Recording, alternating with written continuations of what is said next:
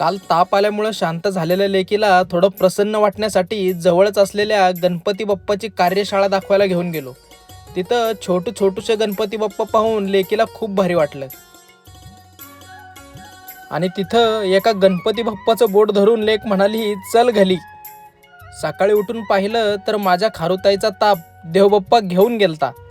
बऱ्याच दिवसानंतर आपला पैलवानी शेख असा रवंत करून गाडी चालवणाऱ्या लेकीला बाजूला हो म्हणत लेकीला दुसऱ्या आजीकडे सोडून ऑफिसला गेलो.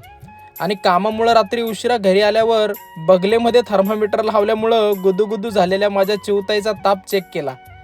आज आमचा ताप देवबाप्पा घेऊन गेला होता म्हणून आम्ही गावचा पण असा ताप चेक केला.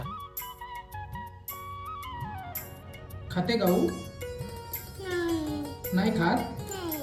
मग बबू खाते. मग आल्यावर खाल्ले.